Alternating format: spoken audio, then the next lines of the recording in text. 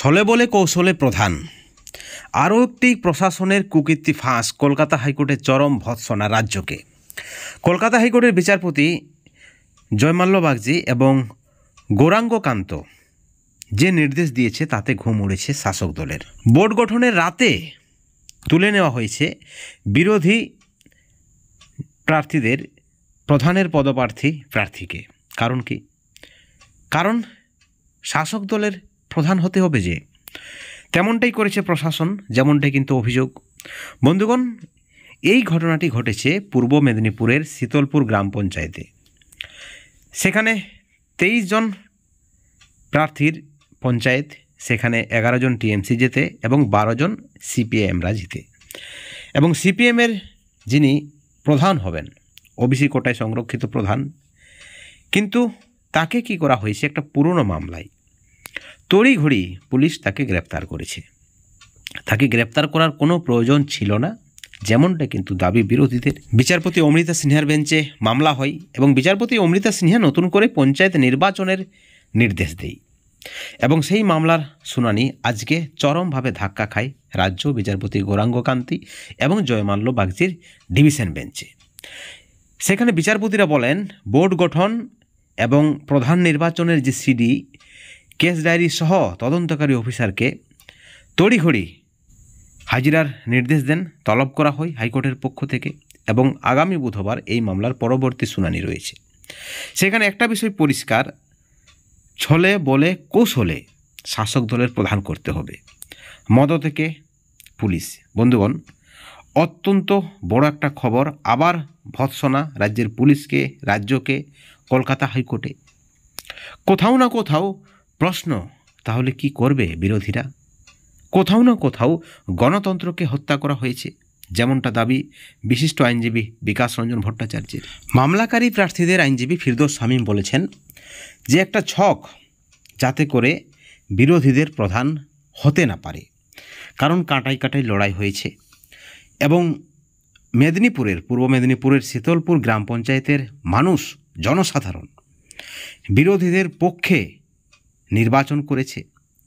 আপনারা দেখেছেন কিভাবে শাসক দলের রিগিং, ছাপ্পা ভোট, রাতের বেলা হুমকি, যে সকল অভিযোগগুলি আদালতে জমা পড়েছে গত পঞ্চায়েত নির্বাচনে আপনারা দেখেছেন ব্যালট বাক্স লুট হয়েছে, আপনারা দেখেছেন পুকুরের জলে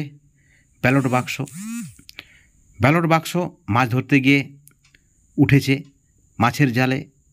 আপনারা দেখেছেন যেখানে নির্বাচনের গণনা, সেই গণনা কেন্দ্রের বাইরে ঝোপে ঝাড়ে পড়ে থাকতে দেখা গেছে প্রচুর পরিমাণে ব্যালট, গাদা গাদা ব্যালট, এবং সেই সকল ব্যালট কিন্তু সকলটাই বিরোধীদের পক্ষে ভোট পড়া। মামলাকারীদের আইনজীবী ফিরদৌস শামীম বলছেন, পুরোটাই পরিকল্পনা।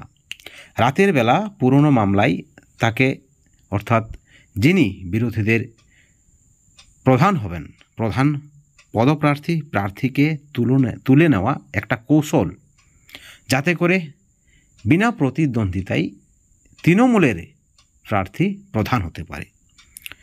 এবং তেমনটাই করা হয়েছে।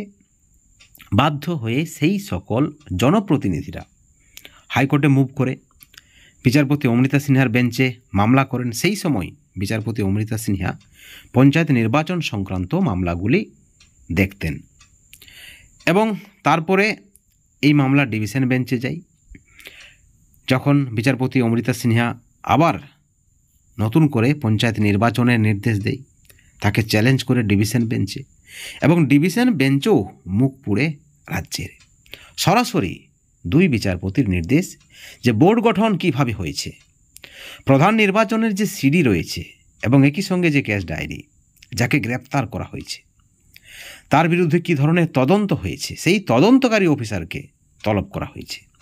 হাজিরার নির্দেশ দেওয়া হয়েছে হাইকোর্টের পক্ষ থেকে। হাজিরার নির্দেশ দিয়েছেন 2 বিচারপতি।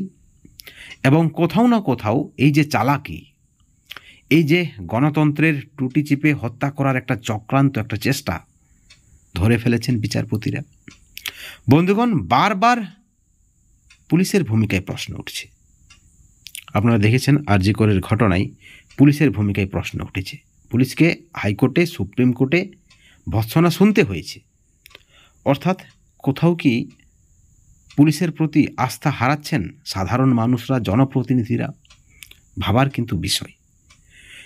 যেখানে পূর্ব মেদিনীপুরের শীতলপুর গ্রাম পঞ্চায়েতে 23 জন মেম্বার, সেখানে 12 জন বিরোধীরা, 11 জন টিএমসি, এবং কাকে গ্রেপ্তার করা হচ্ছে? কোন দিন গ্রেপ্তার করা হচ্ছে? যেদিন পঞ্চায়েত নির্বাচন হবে তার আগের দিন। কোন মামলায়? পুরনো মামলায়। কারণ ওবিসি পদপ্রার্থী প্রধান হবেন, সংরক্ষিত প্রধান, তাকে তুলে নিলে কে থাকছে প্রতিদ্বন্দ্বিতায়? কোথাও না কোথাও একটা ছেলে খেলা, একটা ছল, একটা চক্রান্ত, একটা বল প্রয়োগ, একটা ক্ষমতার অপব্যবহার, যেমনটা দাবি করছেন বিরোধীদের আইনজীবী ফিরদৌস শামীম। একই সঙ্গে বিশিষ্ট আইনজীবী বিকাশ রঞ্জন ভট্টাচার্য বলছেন এটাই শাসক দলের একটা নিয়ম পন্থা, জোর করে গদি দখল করতে হবে, পদ নিতে হবে, পদের লড়াই।